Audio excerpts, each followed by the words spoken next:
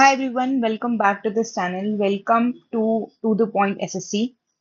देखो आज जो है ना, आज हम एनटीपीसी मेंस 2025 का जो भी मेंस है अभी 10-15 दिन के बाद उसके ऊपर डायरेक्ट फोकस करके एक मैं क्रैश कोर्स लेके आ रही हूँ जिसमें मेन जो हिस्ट्री पॉलिटी ज्योग्राफी इकोनॉमिक्स के जो मेन मेन पार्ट्स होते हैं टॉपिक्स होते हैं जिसपे क्वेश्चंस आते हैं। ठीक है, और उसमें से भी जो कोर एलिमेंट्स है ना उसके ऊपर मैं कंपाइल करके कोर्स लेकर आ रही हूँ फ्री ऑफ कॉस्ट।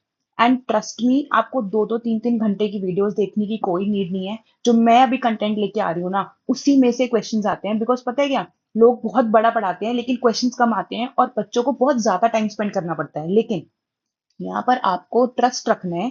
मैं एक एक करके सारे टॉपिक बिल्कुल सीक्वेंस वाइज कवर करूंगी और वो भी मेन मेन पॉइंट के साथ, और जिस पे क्वेश्चन आएगा वो स्ट्रेस करके बार बार। ठीक है, ठीक है, आज शुरू करते हैं। आज जो है मैं पॉलिटी का मेन सबसे पहला जो पार्ट है वो डिस्कस करने वाली हूँ, जो है जो हिस्टोरिकल बैकग्राउंड्स है। जब हमारा इंडिया आजाद हुआ तो उससे पहले जो हम कॉन्स्टिट्यूशन के ऊपर काम कर रहे थे, कॉन्स्टिट्यूएंट असेंबली के ऊपर काम कर रहे थे, उससे रिलेटेड कुछ स्टैटिक क्वेश्चंस आते हैं और टाइमलाइंस पे क्वेश्चन आते हैं, डेट्स पर क्वेश्चन आते हैं, कुछ नेम्स और कमिटीज पे क्वेश्चन आते हैं। तो उसके बारे में हम डिस्कस करने वाले हैं। ठीक है, देखो, सबसे पहले तो हम पढ़ेंगे इंट्रोडक्शन ऑफ कॉन्स्टिट्यूशन, उसके बाद पढ़ेंगे historical background, constituent assembly, enactment of और या फिर इन्फोर्समेंट ऑफ कॉन्स्टिट्यूशन। ठीक है, ओके। अब सबसे पहले है कि कॉन्स्टिट्यूशन होता क्या है। यार देखो, हमेशा जब आप पढ़ो ना तो दिमाग में ये बिठा के रखो कि भाई उससे क्वेश्चन क्या आएगा। सिर्फ रीड करने के लिए हमें रीड नहीं करना। तो इससे पता है क्या हमें याद रखना है। सबसे पहली बात तो ये कि एक फंडामेंटल फ्रेमवर्क है। एक सेकेंड, हाँ, ये एक फंडामेंटल फ्रेमवर्क है। ठीक है, supreme law of the land है। क्वेश्चन पता है क्या आएगा इस वर्ड पे, रूल ऑफ लॉ पे। अपने को ध्यान रखना है कि रूल ऑफ लॉ जो है ना वो एक कोर है और एक बेसिक स्ट्रक्चर का पार्ट है। आपको पता होगा कि बेसिक स्ट्रक्चर आई थी। ठीक है, बेसिक स्ट्रक्चर 1970 1973 में, जो एक केशवानंद भारती केस हुआ था, है ना, उसमें हम एक बेसिक स्ट्रक्चर लेके आए हैं। तो रूल ऑफ लॉ उसका पार्ट है यार। इसका मतलब यही होता है, एक फंडामेंटल प्रिंसिपल है जिसके बेसिस पे हम गवर्न करेंगे पूरे इंडिया को। ठीक है, उसके बाद सोसाइटल एस्पिरेशंस को फुलफिल करेंगे। लिविंग डॉक्यूमेंट है। अब लिविंग डॉक्यूमेंट का क्या मतलब होता है, डायरेक्ट आ सकता है कि भाई लिविंग डॉक्यूमेंट क्या सिग्निफाई करता है। तो लिविंग डॉक्यूमेंट सिग्निफाई करता है कि वो जो है ना कॉन्स्टिट्यूशन, कॉन्स्टिट्यूशन एक फ्लेक्सिबल कॉन्स्टिट्यूशन है। कॉन्स्टिट्यूशन में अमेंडमेंट हो सकती है। अब अमेंडमेंट का आर्टिकल कौन सा है, 368, ये ध्यान रखना। वैसे अमेंडमेंट का मैं अलग से भी लेके आऊंगी, मतलब जो भी मेन आर्टिकल्स हैं, लेकिन अभी के लिए आप ये ध्यान रखो। ठीक है, बस यही इस पेज से यही क्वेश्चन आएगा। उसके बाद हमें आगे बढ़ना है कॉन्स्टिट्यूएंट असेंबली। अब देखो यार, कॉन्स्टिट्यूएंट असेंबली पता है क्या होती है। कॉन्स्टिट्यूएंट असेंबली वो असेंबली कि जब हमारा भारत देश आजाद हो रहा था तो उस समय एक असेंबली बनी थी। उस असेंबली में कुछ लोग थे जो कि इलेक्टेड भी होंगे, नॉमिनेटेड भी होंगे। ये इलेक्टेड कहाँ से होंगे, तो इलेक्टेड होंगे हमारे प्रोविंशियल असेंबली से, जो हमारी स्टेट की असेंबली थी। नॉमिनेटेड कहाँ से होंगे, तो हमारे प्रिंसली स्टेट से। अभी हम इसको भी एक्सपैंड में अभी आगे पढ़ेंगे।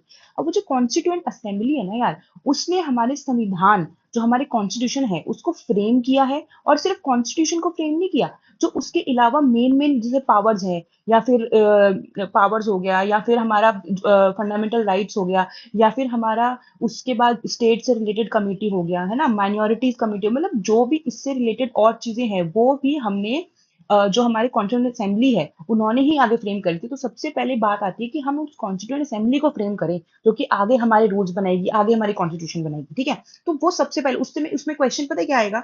सबसे पहले ये कि 1934 में एम एन रॉय ने सबसे पहले कॉन्स्टिट्यूएंट असेंबली को प्रपोज किया था। तो प्रपोज किसने किया था, एम एन रॉय ने। उसके बाद आईएनसी की ऑफिशियल डिमांड, आईएनसी मतलब जो हमारी इंडियन नेशनल कांग्रेस थी। ठीक है, जो इससे पहले जिसके हर साल नवंबर दिसंबर में मीटिंग होती थी और उसमें हर एक प्रेसिडेंट होता था, तो उनका एक एजेंडा होता था ना। तो उसके एजेंडा में 1935 में सबसे पहली बार ऐसा आया था कि हमारे पास एक कॉन्स्टिट्यूएंट असेंबली होगी जो कि इंडिया का खुद का एक संविधान और खुद के एक रूल ऑफ लॉ लेके आएगी।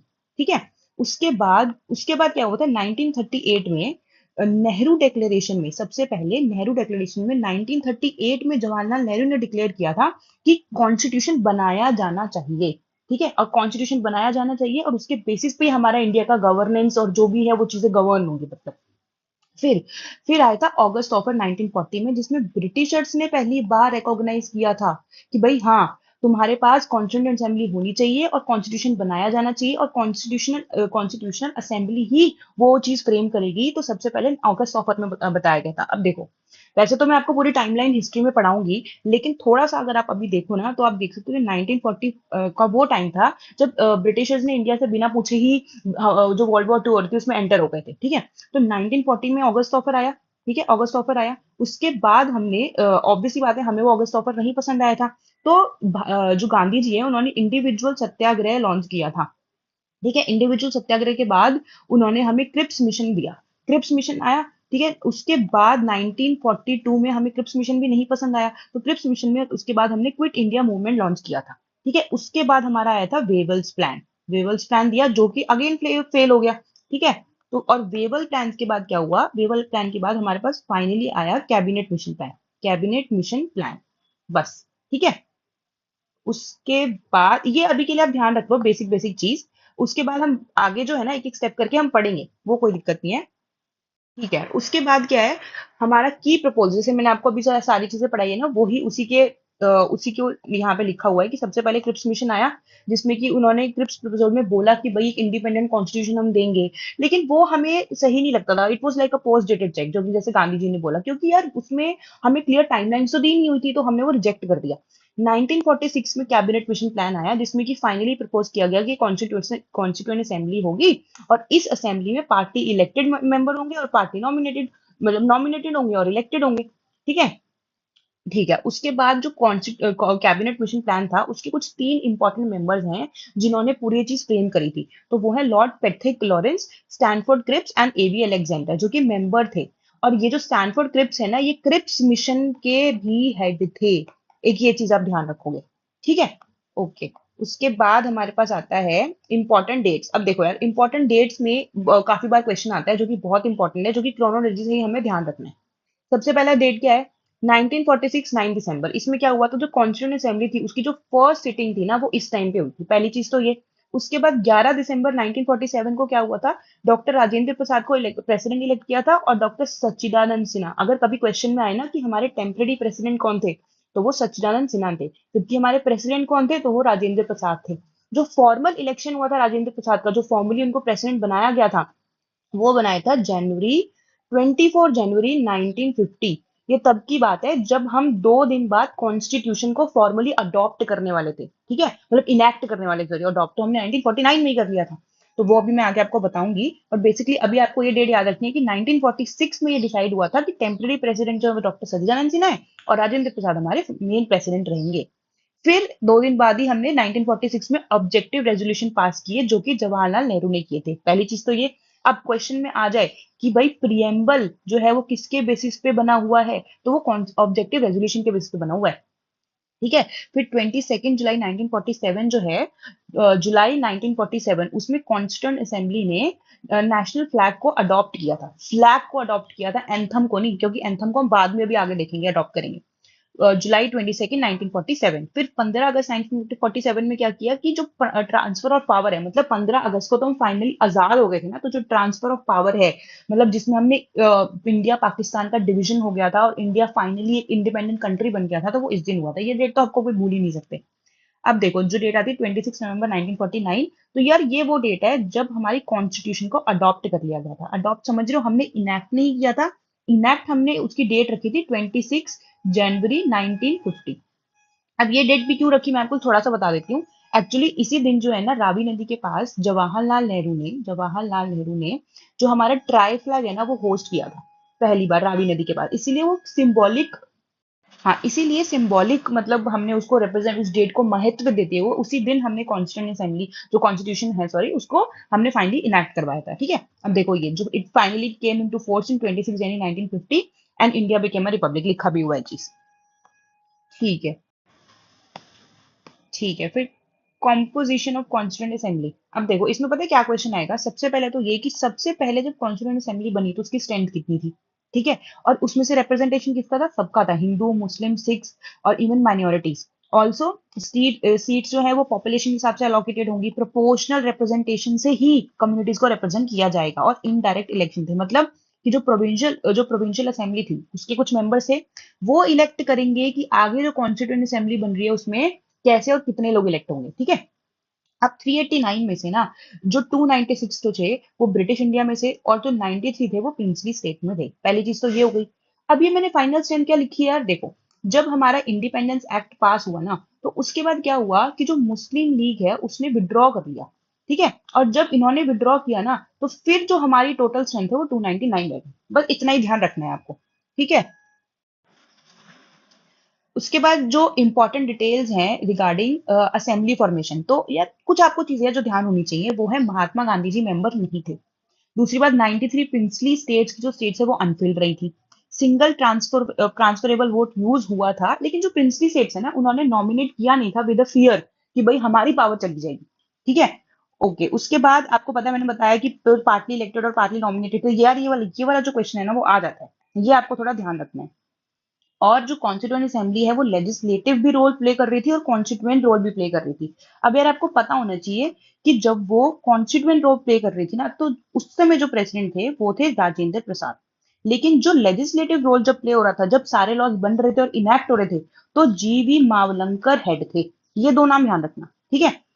First parliament of free India हमने बनाई, जो कि वो कॉन्स्टिट्यूएंट असेंबली ही एक तरह से रिप्रेजेंट करती थी, ठीक है। ओके, नेक्स्ट पे आ जाओ, चेंजेस बाय इंडिपेंडेंस एक्ट। अब इंडिपेंडेंस एक्ट आ गया 1947, हम आजाद हो चुके हैं, तो उसके बाद चेंजेस क्या हुए? सबसे पहली बात तो यही कि भाई जो नेचर और पावर है ना, वो एक हम कंप्लीटली सॉवरेन बॉडी बन गए। सॉवरेन बॉडी समझते हो कि भाई हमारे ऊपर कोई रूल नहीं है, ठीक है। हम एक इंडिपेंडेंट बॉडी है कि हम अपना रूल खुद बना सकते हैं।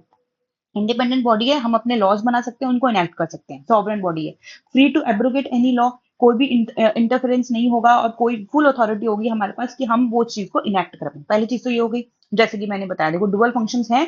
लेजिस्लेटिव बॉडी होगी तो हम जीवी मावलंकर हेड होंगे, और जो कॉन्स्टिट्यूएंट बॉडी होगी तो राजेंद्र प्रसाद हेड होंगे, ठीक है। हमारी फर्स्ट पार्लियामेंट बन गई थी, और जो कि कॉन्स्टिट्यूएंट असेंबली ही थी। मुस्लिम लीग ने विड्रॉ कर लिया था। फाइनल स्टेजेस पे कब हुआ था? 26 नवंबर 1949। प्रोविंशियल पार्लियामेंट जो बनी थी, जिसने 1952 तक मतलब सर्व किया था, जब तक कि एक नई पार्लियामेंट इलेक्ट नहीं हो गई थी, ठीक है। अब देखो नेक्स्ट आती है मेजर कमिटीज। अब मेजर कमिटीज पे क्वेश्चन आते हैं। सबसे पहले सबसे मेन कमिटीज यार, और थोड़ा बहुत जिसमें कंफ्यूजन हो सकता है, जवाहरलाल नेहरू है। जवाहरलाल नेहरू हमारे भारत आजाद भारत देश के पहले प्रधानमंत्री थे, ठीक है। यूनियन पावर कमेटी उन्होंने हेड करी थी, यूनियन कॉन्स्टिट्यूशन कमेटी हेड करी थी। अब ये दोनों में आपको शायद कंफ्यूजन ना हो, लेकिन स्टेट कमेटी में हो सकता है। अगर आपने थोड़ी भी पॉलिटी पढ़ी है, अब आपको ये चीज पता होगी, जो स्टेट को यूनाइट किया था वो श्री वल्लभ भाई पटेल जी ने किया था, है ना। वल्लभ भाई पटेल जी इज क्रेडिटेड, जिन्होंने पूरे भारत देश को मतलब एकजुट रखा और यूनाइटेड रखा। इसलिए आपको सोच सकते हो कि भाई हमें कंफ्यूजन हो गया कि मेरी स्टेट्स जो है वो सरदार पटेल जी का हो, लेकिन जवाहरलाल नेहरू का ही उन्होंने ही हेड किया था स्टेट कमेटी। आप ये चीज ध्यान रखना। राजेंद्र प्रसाद जो है उन्होंने रूल ऑफ प्रोसीजर कमेटी और स्टीयरिंग कमेटी। अब देखो स्टीयरिंग कमेटी को पता है कैसे याद रखोगे? आप इमेजिन करो कि एक गाड़ी है, उसका स्टीयरिंग किसके हाथ में होता है? उस लीडर के हाथ में होता है ना। तो वो प्रेसिडेंट कौन थे, और उस पहले सबसे पहले हेड किसको किया था कॉन्स्टिट्यूएंट असेंबली? तो राजेंद्र प्रसाद ने किया था, इसीलिए वो स्टीयरिंग कमेटी के हेड भी हैं। सरदार पटेल ने प्रोविंशियल कॉन्स्टिट्यूशनल कमेटी, प्रोविंशियल क्यों एक आ गया ना कि भाई उन्होंने यूनाइट करा था, तो प्रोविंसेस से रिलेटेड कमेटी उनके पास है, ठीक है। Advisory committee on fundamental right, minority and tribal affair उन्होंने ही किया था। फिर drafting committee, very very important. Drafting committee पता है कौन सी थी? जब हमारा कॉन्स्टिट्यूएंट असेंबली बना, तो उसके बाद कॉन्स्टिट्यूशन को बनाने के लिए, हमारी कॉन्स्टिट्यूशन हमारी संविधान को फ्रेम करने के लिए एक कमेटी बनाई गई, ड्राफ्टिंग कमेटी। उनके हेड थे Shri doctor B R Ambedkar, ठीक है। अब बी आर अम्बेडकर जी मतलब इज अ कंप्लीट, मतलब होता है ना स्कॉलर, जिनके पास डबल पीएचडी थी हार्वर्ड यूनिवर्सिटी से, मतलब जो भी एक इंपॉर्टेंट बड़ी यूनिवर्सिटी से लॉ की जो एजुकेशन की जो उनकी नॉलेज थी वो इतनी डीप थी। ऑब्वियसली बात है कि ड्राफ्टिंग कमेटी का हेड इन्हीं को ही बनाया गया था, और इन्होंने ही जो भारत का आज का संविधान है, जो सबसे लेंथीएस्ट संविधान जिसको बोलते हैं, उसको हेड किया था, ठीक है। और इनका बहुत बड़ा कॉन्ट्रीब्यूशन है। नेक्स्ट है हमारी ड्राफ्टिंग कमेटी। जैसे कि मैंने बोला कि ड्राफ्टिंग कमेटी जो आर्किटेक्ट ऑफ कॉन्स्टिट्यूशन है, अगर कभी क्वेश्चन आ जाए आर्किटेक्ट, तो वो हमारे doctor B R Ambedkar ji, ठीक है। उन्होंने 29 अगस्त 1947 को जो ड्राफ्टिंग कमेटी थी वो मतलब उसको हेड किया था। 7 मेंबर कमेटी थी, इनमें जो 2 मेंबर थे उनकी कॉन्स्टिट्यूशन के बनते समय ही डेथ हो गई थी, तो उसको रिप्लेस भी कर दिया था, ठीक है। अब इसमें क्वेश्चन क्या पूछा जाएगा कि चेयरमैन कौन थे? Doctor Rajendra sorry doctor B R Ambedkar, ठीक है, जिनको फादर ऑफ द कॉन्स्टिट्यूशन भी बोलते हैं। अब सबसे पहली बार फर्स्ट ड्राफ्ट एंड पब्लिश फरवरी 1948 में हुई थी। उसके बाद मेन जो मेंबर्स थे इसके वो थे अंबेडकर जी, फिर गोपाल स्वामी अयंगर, अलादी कृष्ण स्वामी अयंगर, के एम मुंशी, सैयद मोहम्मद सदुल्ला, माधव राव और टीटी कृष्णमाचारी। ये मेन नाम है जो आप एक बार पढ़ोगे ना आपको दिमाग में बैठ जाएंगे। ठीक है। उसके अलावा देखो माइनर कमिटीज हैं कॉन्स्टिट्यूएंट असेंबली की। अब उसमें हमें पता है क्या ध्यान रखना है, सबसे पहले ये माइनर कमेटी है तो इतनी ज्यादा इंपॉर्टेंट नहीं है, लेकिन फिर भी कई बार क्वेश्चन आ जाता है। जैसे finance and staff committee doctor Rajendra Prasad की थी। हाउस कमेटी जो है वो पताबी सीतामैया की थी। उसके बाद क्रीडेंशियल कमेटी अलादी कृष्ण स्वामी अय्यर की थी। ठीक है। फिर जो बिजनेस कमेटी है वो के एम मुंशी की थी। ठीक है। उसके बाद committee on functions of constituent assembly जो है वो जीवी मावलंकर की थी। अब जीवी मावलंकर वही है जिन्होंने जो लेजिस्लेटिव पार्ट जो था उसको हेड भी किया था। जब कॉन्स्टिट्यूएंट असेंबली बैठती थी और उसमें जो इनैक्ट से रिलेटेड कभी भी काम होता था, या फिर अगर legislative assembly of constituent assembly की बात करो तो उसको जीवी मावलंकर जी ने हेड किया था, मैंने पहले भी बताया। ठीक है। वैसी committee on chief commission of provinces वो बताबी सीतारामैया ने इन्होंने हेड करी थी। ठीक है। ओके। उसके बाद आते हैं various function of constituent assembly. तो सबसे पहले मैंने बताया को नेशनल सिंबल जो अडॉप्ट किए थे, तो नेशनल फ्लैग को मैंने बताया कि 22 जुलाई 1947 को किया था, और नेशनल सॉन्ग एंड एंथम 24 जनवरी 1950 को हुआ था। ठीक है। 24 जनवरी 1950 वेरी इंपॉर्टेंट। और इसी दिन हमने फर्स्ट प्रेसिडेंट को भी इलेक्ट किया था, जो कि थे डॉक्टर राजेंद्र प्रसाद। ठीक है। और इसी के 2 दिन बाद हम हमारा रिपब्लिक डे सेलिब्रेट करते हैं, और उसी दिन हमने हमारी कॉन्स्टिट्यूशन को इनेक्ट किया था। ठीक है। ये चीज हो गई। ओके। उसके बाद हमारी जो कॉमनवेल्थ की मेंबरशिप है उसको रेटिफाई किया था हमने मई 1949 को। हमारा final session held it final session on January 24 1950। और उसके बाद हमारी मतलब before becoming the provisional parliament, जो कॉन्स्टिट्यूएंट असेंबली है उसने हमारा फाइनल सेशन इस दिन हेल्ड किया था। उसके बाद हमारी प्रोविजनल पार्लियामेंट शुरू हो गई थी, और वो कब तक चली थी, 1952 तक। क्यों चली थी 1952 तक? क्योंकि इसके बाद तो हमने प्रॉपर पहली पार्लियामेंट इलेक्ट कर ली थी ना, ये चीज। ठीक है। All right. उसके बाद है हमारी कॉन्स्टिट्यूंट असेंबली की बाय द नंबर। अगर थोड़े से फैक्ट आपको ध्यान रखने हो तो बाय द नंबर्स आप ये ध्यान रख सकते हो कि सबसे पहले तो 2.9 ईयर्स लगे। इतने दिन 114 दिन ऑफ डेलिब्रेशन, 64 जो लैक्स इतने खर्च हुए थे हमारे, और इतने सेशन हुए। ड्राफ्ट कॉन्स्टिट्यूशन जो है, इसमें हम ये चीज ध्यान सकते हैं कि फर्स्ट ड्राफ्ट फरवरी 1948 में बना था। कभी इतना क्वेश्चन डीप में नहीं आएगा, बट फिर भी सेकंड ड्राफ्ट अक्टूबर 1948 में बना था। कंपैरेटिवली सबसे ज्यादा टाइम जैसे हमारा 2 साल 11 मंथ और 18 दिन लगे, यूएसए के 4 महीने से कम में लग गई थी। USA is the first written constitution. अगर आप फर्स्ट रिटन कॉन्स्टिट्यूशन की बात करो ना तो वो यूएसए है, लेकिन लेंथिएस्ट रिटन की बात करो तो इंडिया है हमारी कॉन्स्टिट्यूशन। ठीक है। कनाडा को इतना टाइम लगा, ऑस्ट्रेलिया को 9 साल लगे। फाइनल डॉक्यूमेंट में हमने अडॉप्ट 26 नवंबर 1949 को किया, और इनफोर्स 26 जनवरी 1950 को ही कर दिया था। ठीक है। And it was sign by 284 members. बस ये मेन डेट्स हैं जो मैंने आपको बताई। अब देखो इतने कम टाइम में मैंने आपको सबसे इंपॉर्टेंट पार्ट करवाया है। आप ट्रस्ट रखो, मैं पूरी की पूरी जीके का स्टैटिक पार्ट कम से कम टाइम में मेन मेन क्वेश्चन जो आते हैं ना, और आपको याद करवाने का ट्राई करूंगी अलॉन्ग विद ट्रिक्स। ठीक है। Okay. Thank you so much and stay tuned.